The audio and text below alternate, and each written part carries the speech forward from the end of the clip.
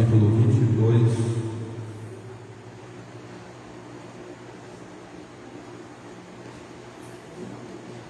Eu quero ler com os irmãos o versículo 20.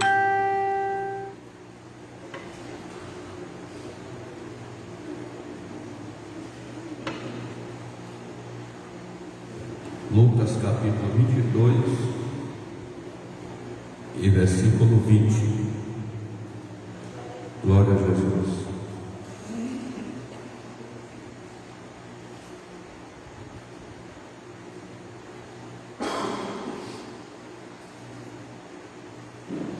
Todos encontraram? Diz assim a palavra do Senhor. Semelhantemente, pegou o cálice depois de ceiar, dizendo: Este é o cálice da nova aliança no meu sangue, derramado por vós. Amém. Os irmãos podem se assentar, por favor. Glória a Jesus. Este é o cálice da nova aliança no meu sangue, derramado por vós. Glória a Jesus. Meus irmãos, nós queremos louvar a Deus por mais uma oportunidade, Podemos estar em mais um culto de doutrina, aonde nós continuamos acreditando que Deus há de falar conosco por meio da sua palavra. Glória a Jesus. Esses dias eu tenho dito para a igreja, e eu quero repetir estas palavras, é que nós estamos no meio de uma cruzada evangelística. Nós estamos em guerra com falsas doutrinas, com falsos profetas, com falsos teólogos. E eu quero repetir, antes de nós iniciar essa doutrina, quero lembrar para a igreja que o berço das heresias é a igreja. É na igreja que nascem os falsos profetas. É na igreja que crescem os falsos profetas. É da igreja que surgem 90% das heresias. E 90% das heresias bíblicas, irmãos, surgem de teólogos paulinos que usam textos paulinos, distorcendo as doutrinas de Paulo. Eu não quero que os irmãos entendam que eu estou falando mal de Paulo e das suas doutrinas, pelo contrário, estou falando bem. Agora, estou combatendo as pessoas que estão distorcendo as palavras do apóstolo Paulo e estão criando doutrinas de demônios. E essas doutrinas não estão sendo introduzidas nas igrejas, elas já estão na igreja. Infelizmente, já estão nas igrejas. Mas nós vamos continuar combatendo e defendendo a sã doutrina. Veja bem, nós não estamos aqui para defender Jesus, e não estamos aqui para defender Deus, porque eles não precisam que ninguém o defenda. Jesus não precisa que ninguém defenda ele. Nós estamos defendendo a sã doutrina. Estamos defendendo a sua palavra, porque assim como existem os falsos profetas, aqueles que se levantam para distorcer a palavra de Deus, precisa existir aqueles que combatam esses falsos profetas. Então hoje, amados irmãos,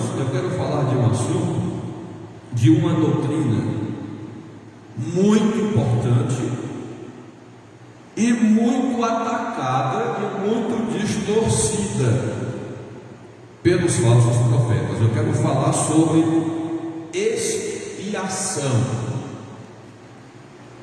Nosso assunto de hoje, da nossa doutrina, é expiação. Mas vamos falar o que significa isso, o que é isso, e vamos falar o que está acontecendo no mundo teológico. Tá certo? A Bíblia nos diz que Deus, quando o homem se afastou de Deus, irmãos, quando o homem pecou, ele se afastou de Deus, né? Você veja que Deus nunca se afastou do homem. O próprio homem, quando pecou, ele mesmo começou a fugir de Deus e começou a se esconder de Deus, e iniciou-se aí uma procura de Deus por este homem. Onde estás agora? Estava escondido de ti, porque eu estava nu e tive medo. Quem te disse que tu estava nu? Porventura comeste do fruto que eu disse que não era para comer? Aí o Adão, no ato da sua covardia, disse assim: a mulher que me deste me deu do fruto e eu comi. Mas daí em diante, irmãos, o homem começou a se distanciar de Deus. Ele se afasta de Deus. E Deus sempre querendo trazer o homem de volta. Primeiro, eu quero que os irmãos entendam uma coisa. Eu tenho dito que o pecado é uma desgraça, e é. O pecado é tão desgraçado que o pecado não só afasta o homem de Deus, como o pecado mata o homem espiritualmente. Quando o homem peca, o homem automaticamente morre. Escute bem isso. Na hora que o pecado entra na vida do homem, esse homem automaticamente é morto perante Deus. Aí Deus, ele querendo resgatar o homem, os irmãos sabem que a Bíblia fala de duas alianças. Esse texto que nós lemos, Jesus está dizendo assim: esse aqui é o cálice da nova aliança do meu sangue, que é derramado por vós. Mas antes desta aliança, desta nova aliança, Deus fez a primeira aliança com o homem, já pensando, já querendo em resgatar o homem. Então, nesta aliança que Deus faz com o homem, veja bem, quando o homem peca, o homem morre. Então, o pecador perante Deus, ele está morto, completamente morto, espiritualmente 100% morto. Então o que é que Deus faz? Deus quer reviver esse homem. Deus quer trazer esse homem de volta à vida. Então o que é que Deus fez na primeira aliança? A primeira aliança, Deus fez um pacto com o homem de sangue. Todos os pactos de Deus, todas as duas alianças foram feitas com sangue. Aí, na primeira aliança, Deus estabeleceu no culto que quando o homem pecasse, ele teria que pegar um animal, de preferência um cordeiro. Alguns usavam cordeiro, outros usavam touro, mas de preferência um cordeiro. Esse animal tinha que ser um animal macho, um animal sem defeito, de preferência de 1 ano de idade. Quando o homem pecava, ele ia lá no curral e ele procurava o melhor animal, o mais bonito, o mais perfeito, de preferência de 1 ano, sem nenhum defeito. E ele levava esse animal para o templo. Quando ele chegava no templo, ele pegava aquele animal e apresentava para o sacerdote. Como é que funcionava o ritual? O ritual da expiação. O homem colocava a mão em cima daquele animal, a culpa do homem passava para aquele animal, aí o sacerdote sangrava o animal, derramava todo o sangue e aspergia, espalhava o sangue por cima do altar. E aí, automaticamente, isso aqui é só uma figura. A culpa do homem, o pecado do homem passava para o animal, e o animal perdia a vida no lugar do homem. E aquele homem saía do templo expiado, justificado. Então, a expiação, em primeiro lugar, é assim: a expiação é um morrendo no lugar do outro. Porque eu repito, quando o homem peca, ele morre. O homem, quando vive na prática do pecado, independente dele estar na igreja ou não, independente dele ser crente ou não, independente dele ter consagração, dele ter posição, dele ter cargo, independente de qualquer coisa, quando o homem está na prática do pecado, perante Deus, esse homem está morto. Então, a expiação, em primeiro lugar, irmãos, é um morrendo no lugar do outro, para que o outro tenha vida. No caso aqui da primeira aliança, era o animal morrendo no lugar do homem, para expiar o homem. Na expiação, quando o homem é expiado, na expiação, o homem é remido. Quando o sangue do animal é derramado no lugar do homem, ele é remido. Hebreus 9:22 diz assim: quase todas as coisas segundo a lei se purifica com sangue, e sem derramamento de sangue não há remissão. Remissão é o homem ser liberto, é o homem ser resgatado. Na remissão, o homem é remido do pecado, ele é inocentado do pecado, ele é libertado, e ao mesmo tempo ele é resgatado. Isso é remissão, irmãos, e isso é feito pela aspersão, um dando a vida pelo outro. Mas o sangue tem que ser derramado, porque os irmãos sabem que a vida está no sangue. A vida está no sangue.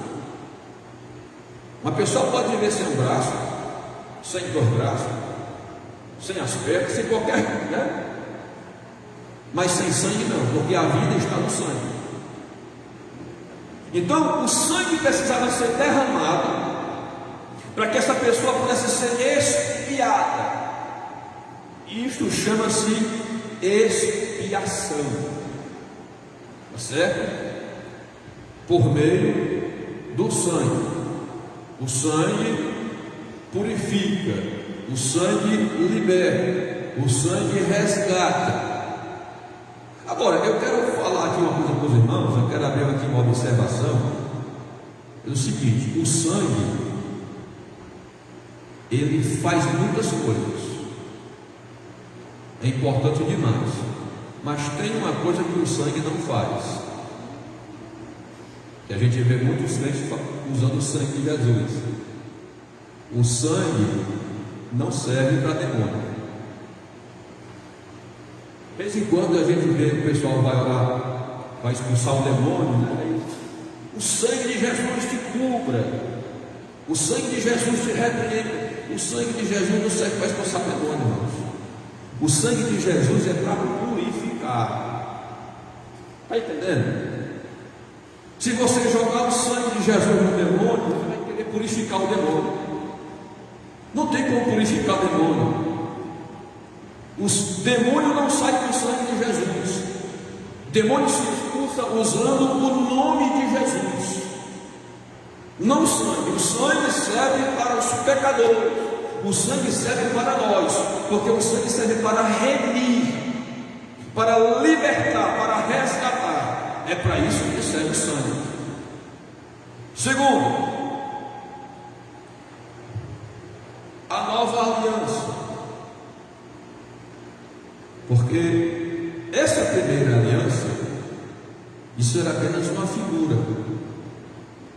Porque quando o homem pecou, irmãos, quando o homem pecou, para que o homem tivesse vida, era preciso que um justo morresse no lugar do homem, para que este homem pudesse ser justificado e a justiça de Deus pudesse ser satisfeita.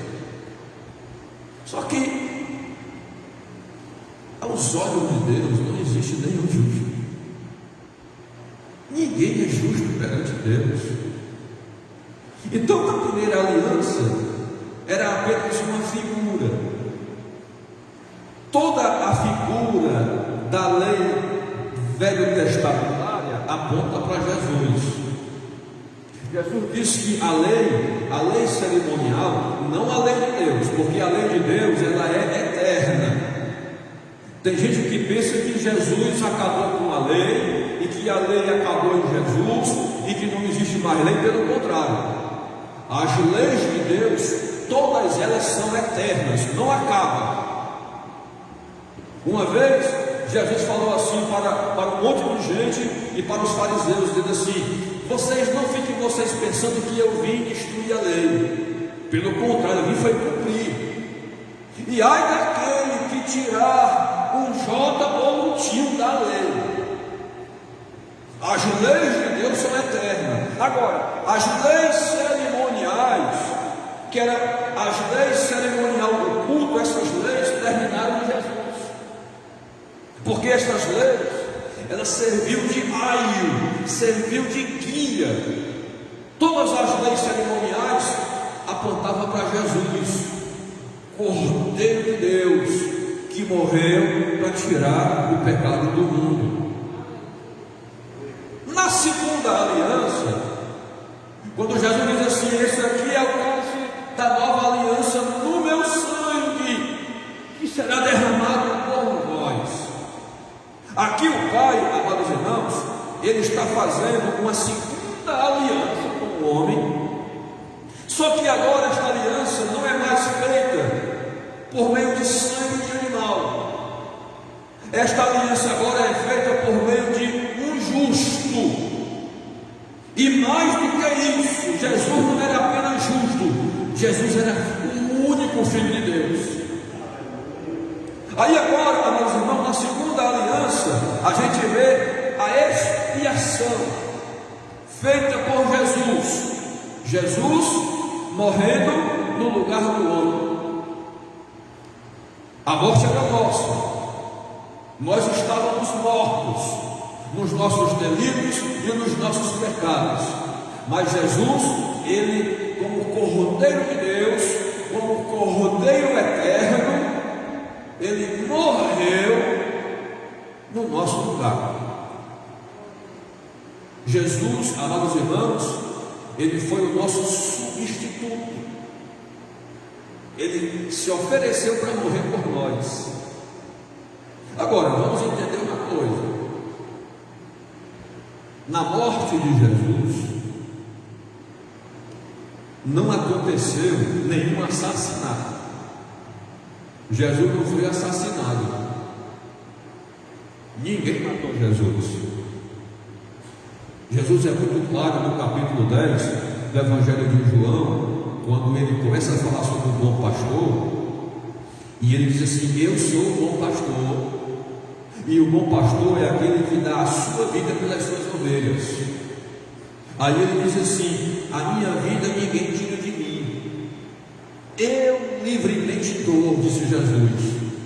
Eu tenho poder para dá-la e tenho poder para tomá-la de volta, porque meu Pai me deu esse poder.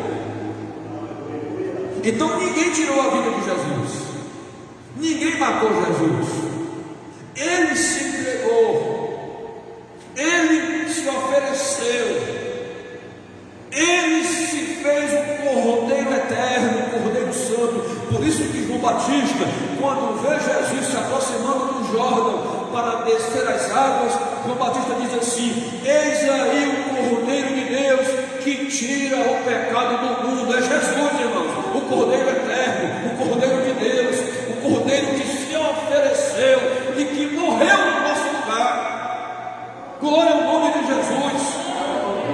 Morreu por nós. Jesus, ele foi sangrado. Observe que naquele dia, lá no Calvário, naquele dia houve 3 mortes. Havia 3 cruzes e 3 crucificados. 2 bandidos, um de cada lado, e Jesus no meio. Naquele dia os 3 morreram, mas só um foi sangrado. Só Jesus foi sangrado. O centurião, ele tinha que conferir se os crucificados realmente estavam mortos. Aí o que eles faziam? Eles iam examinar para ver se estava morto. Aí chegaram perto de um ladrão, aí viram: esse aqui está morto. Mas para garantir, quebra as 2 pernas. Só para garantir, já está morto, né? Mas só para garantir. Quebra as 2 pernas dos 2. Aí o soldado se aproximou para quebrar as pernas de Jesus. Só que a Bíblia afirmava, falando da morte de Jesus, a Bíblia diz que nenhum dos seus ossos iam ser quebrados. Aí quando o soldado se aproxima de Jesus para quebrar as pernas de Jesus, para garantir que ele estava morto, e ele não estava morto até aí o centurião diz assim: não quebre as pernas dele, pegue a lança e sangre ele. Aí o soldado pega a lança e de baixo para cima enfia aquela lança entre as costelas de Jesus, e enfia a lança, sangra ele, e a Bíblia diz que por aquele golpe, por aquele sangramento, todo o sangue escorre do seu corpo, e depois que escorre todo o sangue, escorre toda a água, e ele é sangrado. Das 3 mortes, só um foi sangrado, porque ali só tinha um cordeiro. Glória a Jesus. Jesus foi sangrado, irmãos. Ele aceitou o castigo que era meu e que era seu, ele aceitou para ele. Glória ao nome de Jesus. Foi expiado, foi sangrado, derramou o seu sangue. Aí quando Jesus faz isso, ele nos reme. Hoje eu posso bater no peito e posso dizer assim: eu sou remido. Jesus me remiu. Eu tenho esta garantia, irmãos. Jesus me remiu. Jesus me libertou do poder da lei, da maldição da lei. Jesus me resgatou da condenação da lei. Hoje eu sou remido. Mas na verdade eu falei tudo isso aqui, irmãos, sobre expiação, mas o assunto que eu realmente quero falar não é esse. Eu falei de expiação para que os irmãos que não sabem o que é possam saber o que é. Mas na verdade o meu assunto não é bem esse, o meu assunto é outro. Porque o meu assunto é saber se essa expiação, se esse sangue que foi derramado, se esse sangue ele é limitado ou se ele é ilimitado. Tá certo? A A expiação de Jesus. Esta é a minha pergunta e é aqui que eu vou começar a pregar. Vou começar a pregar agora. A expiação de Jesus, ela é limitada, ou seja, ela é para alguns, ou ela é ilimitada, é para todos.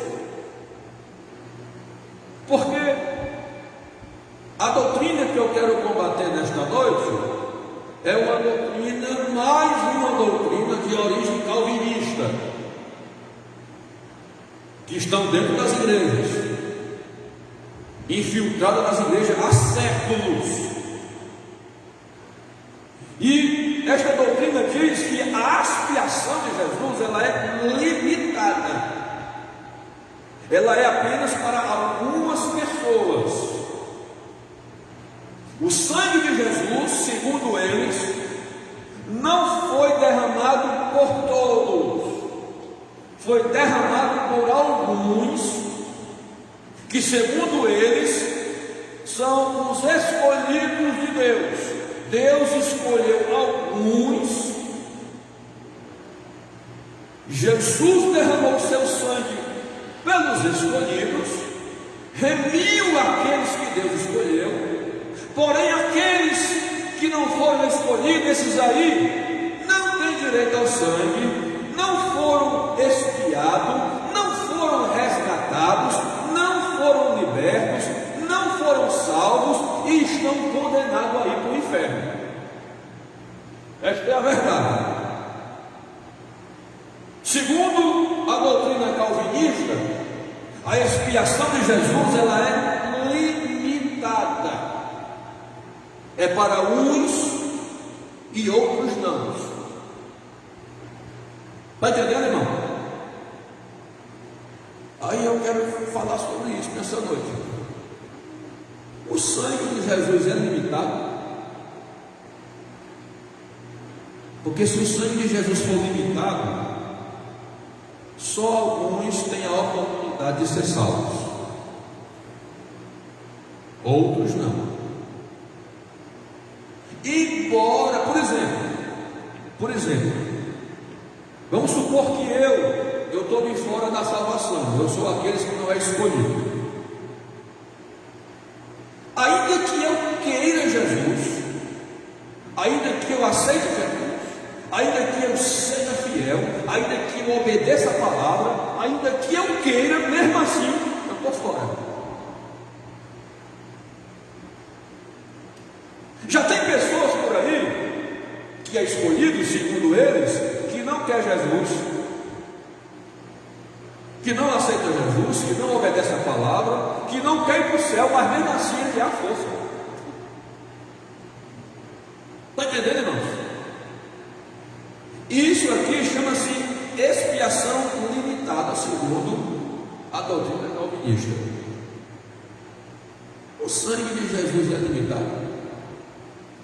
Ele diz assim: olha, isso é o que eles dizem. Não é que o sangue de Jesus não tenha poder para salvar todos. Ele diz, segundo eles, o sangue de Jesus tem poder para salvar todos. Só que Deus é que não quer salvar todos. É Deus que não quer. Deus quer salvar apenas uns. Então, se o sangue é limitado, a salvação também é limitada. Porque sem sangue não tem salvação. Se o sangue de Jesus, se a expiação de Jesus é limitada para alguns, então a salvação também é só para alguns. Uns estão predestinados a ser salvos e outros estão predestinados a serem condenados. A salvação é limitada. Se a expiação é limitada, se a salvação é limitada, então o amor de Deus também é limitado. Porque se Ele quer salvar alguns e quer condenar a outros, então é porque Ele está provando, está mostrando que ama a uns e não ama a outros. Eu pergunto para você nesta noite: isso aqui é de Deus? É isso que a Bíblia ensina, irmãos. Porque, infelizmente, eu digo isso com tristeza, infelizmente, a metade dos crentes são ensinados assim e acreditam assim.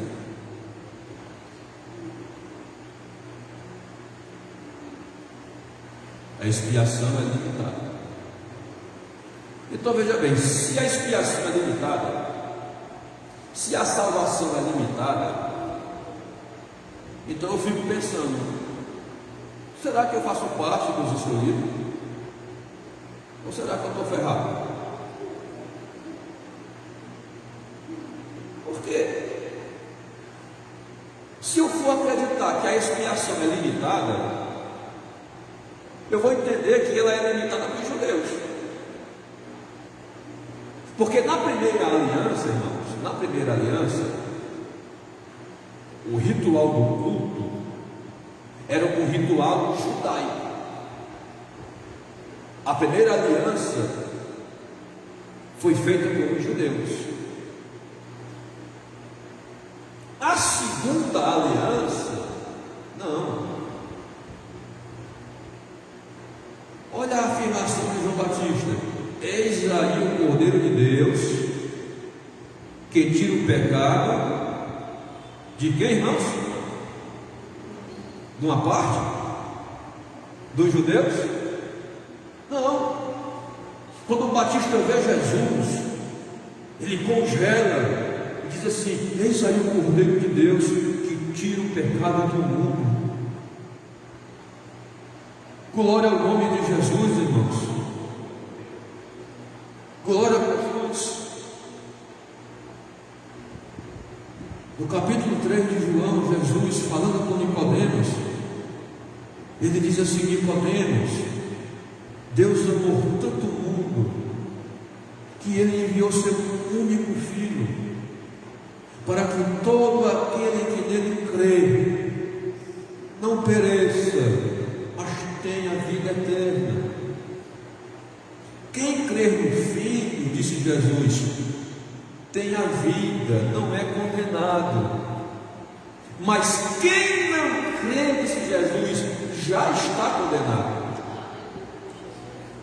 Essa afirmação de Jesus, de João 3,17, fala sobre toda a doutrina calvinista, sobre toda a doutrina da determinação. Porque Jesus diz assim: quem crer no Filho não será condenado, mas quem não crê já está condenado. Glória a Jesus. Mas a intenção do Senhor, é claro que nós sabemos, irmãos, nós sabemos que o número de salvos são poucos. Nós sabemos disso pelas informações da Bíblia. O próprio Jesus, falando sobre o reino dos céus, ele disse que o caminho é estreito. Não disse isso? O caminho é estreito, e são poucos os que o encontram. São poucos. Então nós sabemos que de todos os seres humanos, aqueles que vão subir para o céu são poucos, comparando com a quantidade. Mas isso não significa que essa é a vontade de Deus. Isso não significa que Deus predestinou e determinou isso. Não. O desejo de Deus, a Bíblia é muito clara, é que todos os homens se salvem e que cheguem ao pleno conhecimento da verdade. Só vai para o inferno quem quer ir para o inferno. Quem quiser ir para o céu, vai para o céu. Nada e nem ninguém impede daquele que quer ir para o céu e para o céu. Porque Jesus, quando morreu, amados irmãos, ele morreu pelo mundo, ele morreu por todos, ele morreu por mim e morreu por você. Agora, se eu quiser ir para o inferno, ele não vai me matar de ir para o inferno, não. Mas se eu quiser ir para o céu, eu vou para o céu, porque este presente é ele que me dá. Não é porque eu sou bom, não é porque eu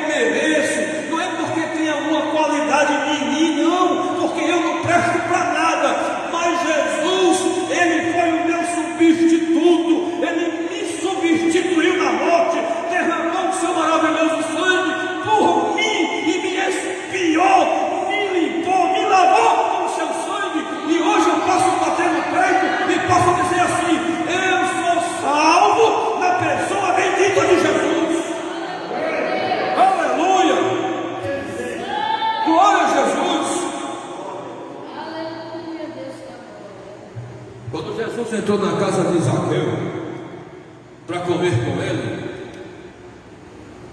Os discípulos de Jesus e os fariseus ficaram zangados.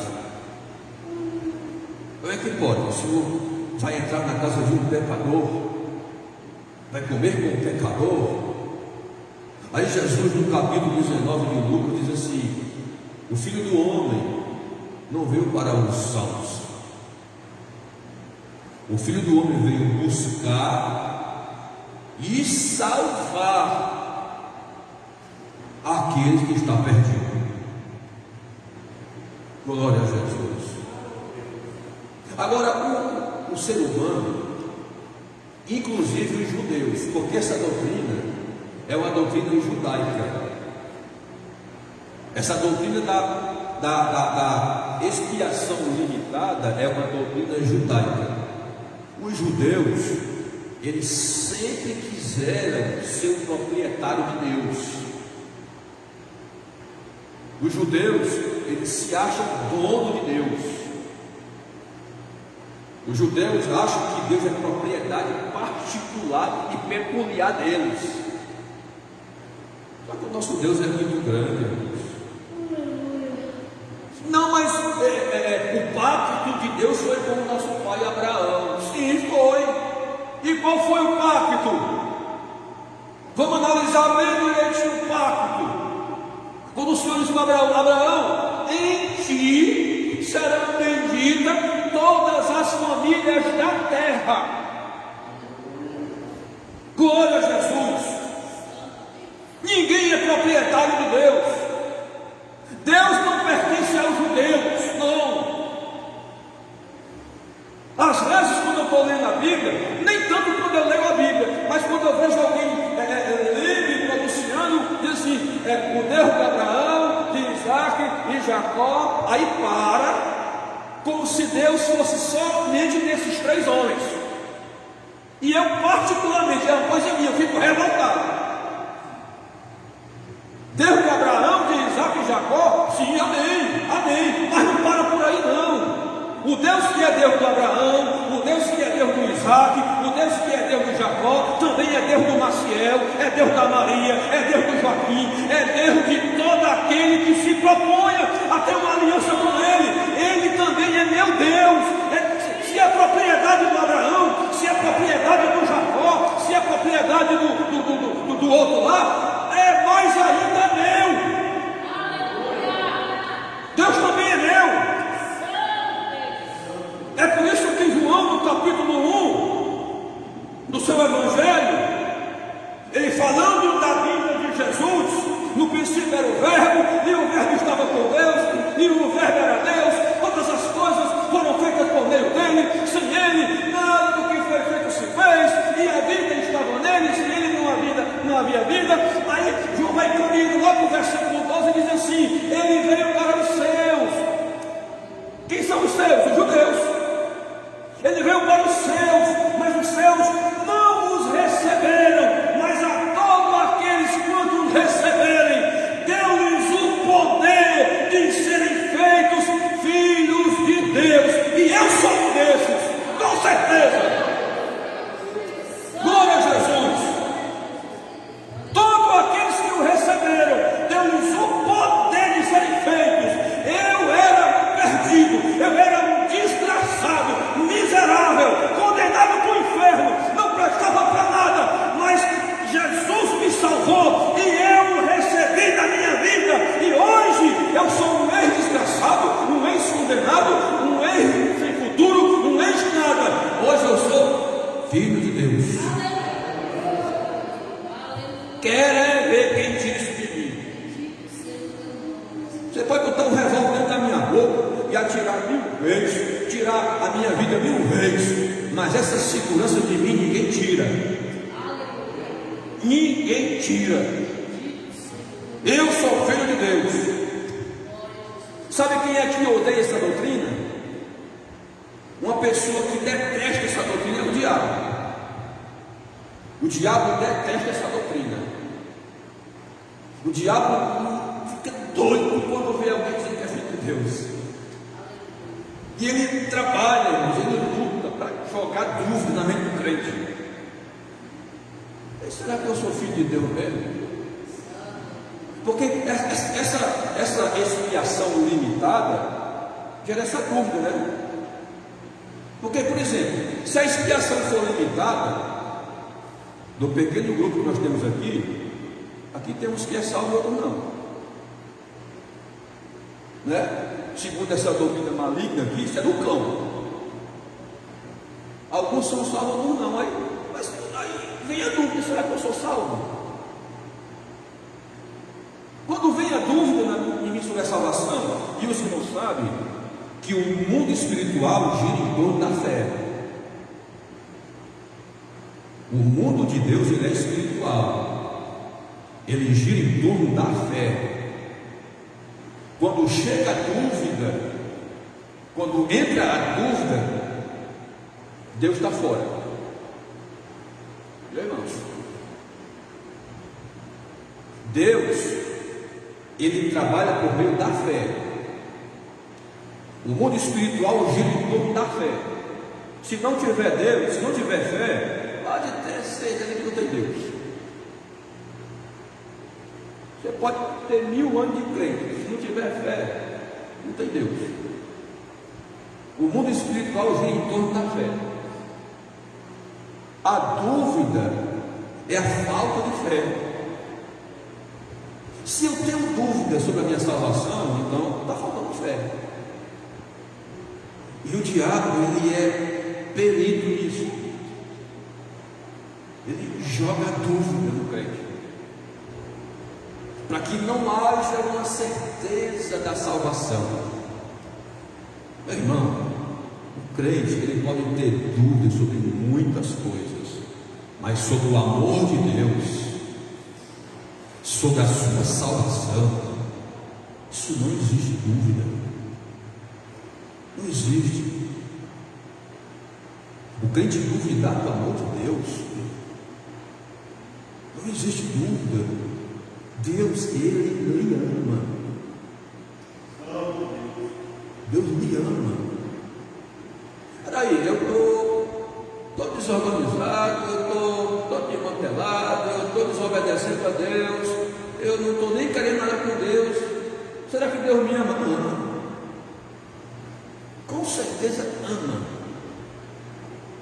Do jeito que ele ama uma pessoa que está andando direitinho, ele ama você. Ama do mesmo jeito. Agora, vamos ser racionais. Vamos raciocinar direito. Vamos ser adultos, né? O fato de Deus lhe amar não significa que você vai ser salvo se você não fizer o que Ele quer. Se você negar Jesus, porque a salvação vem por meio de Jesus. Sem Jesus, nem você nem eu temos garantia de salvação. O que me dá garantia de salvação é a expiação de Jesus. O sangue que Jesus derramou por mim. Aleluia. Aí quando eu recebo Jesus, irmãos, eu sou salvo. Olha o que a Bíblia diz. Mateus 10:32. Jesus diz assim: portanto, todo aquele que me confessar diante dos homens, eu o confessarei diante de meu Pai que está no céu. Todo. Vou repetir. Mateus 10:32. Portanto, todo aquele que me confessar. Aqui são palavras de Jesus. Aqui não é palavra de discípulo, não é palavra de apóstolo, não, é Jesus. Todo aquele que me confessar diante dos homens, eu o confessarei diante de meu Pai que está no céu. Palavra de Jesus. Lucas 12:8. Jesus disse assim de novo: digo-vos que todo aquele que me confessar diante dos homens, também o Filho do Homem confessará diante dos anjos de Deus. Glória a Jesus. Glória a Jesus. 1 João 2,23. Qualquer que nega o Filho, também não tem o Pai. Qualquer que nega o Filho, 1 João 2,23, também não tem o Pai. Aquele que confessa o Filho, também tem o Pai. Glória a Jesus. Romanos 10, 9 e 10. Esse texto aqui é lindo, irmãos. Esse texto de Romanos 10, como os outros, é mais um texto que acaba com qualquer dessas doutrinas malignas. Se você quiser acompanhar, acompanha aí. Romanos 10, Romanos capítulo 10, versículo 9 diz assim: se com a tua boca confessares a Jesus como Senhor, e em teu coração creres que Deus o ressuscitou dentre os mortos, serás salvo. Verso 10: pois com o coração se crê para a justiça, e com a boca se faz confissão para a salvação. Eu creio com o coração, eu confesso com a boca. Se com a tua boca confessares a Jesus como Senhor, e em teu coração creres que Deus o ressuscitou de entre os mortos, serás salvo. Meu irmão, a expiação, ela é ilimitada. Jesus derramou o seu precioso sangue por todos. Agora, é claro que quando o homem não quer, eu repito o que eu preguei hoje na pedreira: Deus respeita o livre-arbítrio do homem. O homem tem livre-arbítrio. Olha lá, está aqui um jardim composto de tudo, aqui tem tudo. Aqui nesse jardim existe até a árvore da vida. Olha que coisa linda, irmãos. No meio de todos os frutos existia a árvore da vida. Quem comia daquele fruto, daquela árvore, tinha vida eterna. Está entendendo? Lá no jardim, no meio de todos os frutos, tinha uma árvore que dava frutos, que dava vida eterna, no jardim. Aí o Senhor colocou outra árvore, com outro fruto, que era o fruto do conhecimento do mal. Aí o Senhor disse assim: olha, de todos os frutos que você quiser comer, você pode comer. Do fruto da árvore da vida, pode comer até engordar. Agora, desse fruto aqui, do discernimento do mal, se você comer, você vai morrer. Isso é o que, irmão? Isso não é livre-arbítrio? Não coma, porque se você comer, você vai morrer, mas está aqui o fruto. Às vezes a gente fica perguntando assim: por que Deus botou esse bendito fruto nesse jardim? Para que Deus botou esse fruto aí, irmãos? Para que Ele botou esse bendito fruto aí? Irmãos, Deus, Ele não cria robôs. Deus cria seres humanos com inteligência.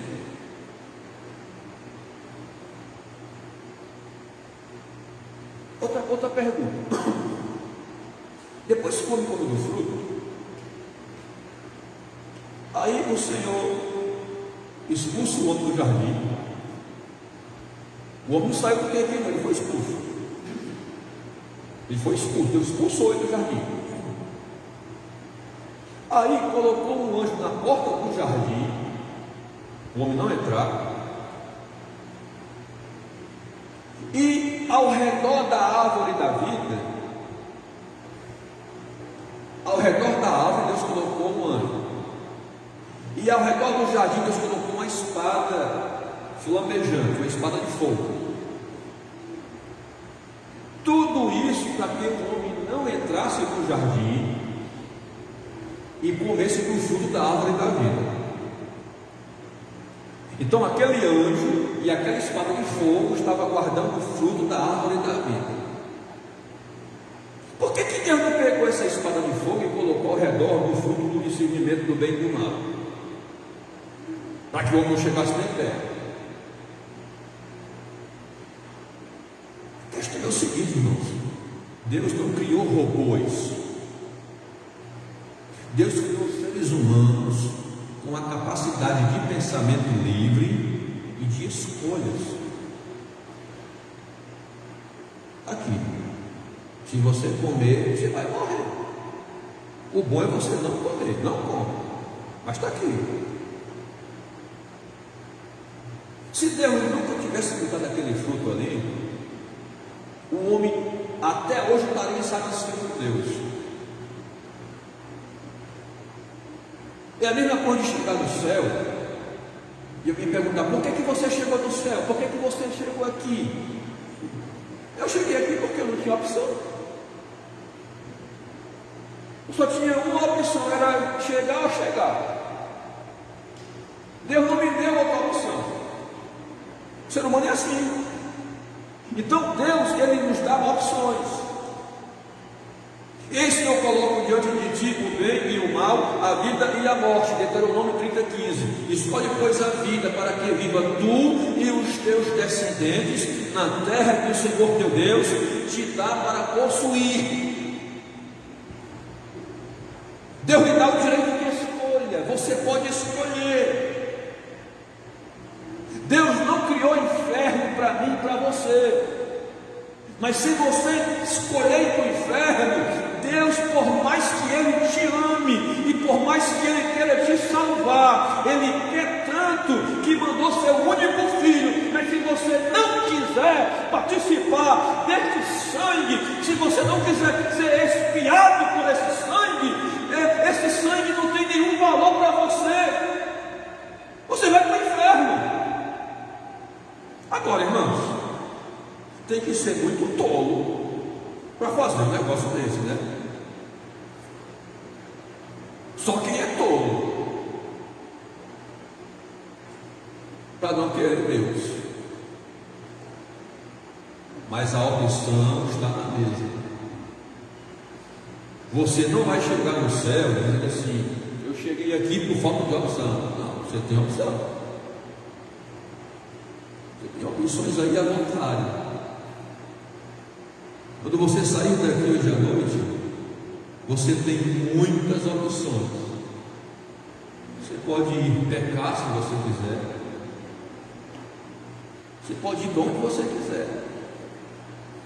Ou você pode sair daqui consertado com Deus, servindo a Deus com sinceridade de alma.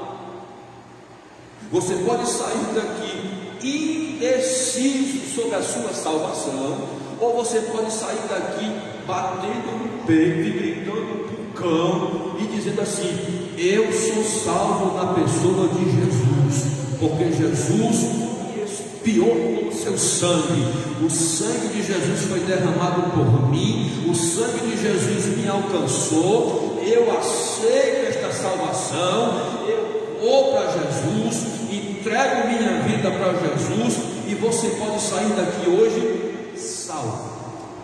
Amém, igreja do Senhor? Vamos ficar de pé para nós agradecer ao nosso Deus. Tem alguém para Jesus ou para se reconciliar? Se tiver, você está com a oportunidade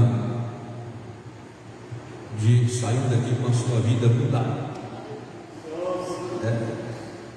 Glória a Jesus. Eu queria convidar o operador João de Deus para vir aqui orar por nós, abençoar a nossa vida. Glória a Jesus.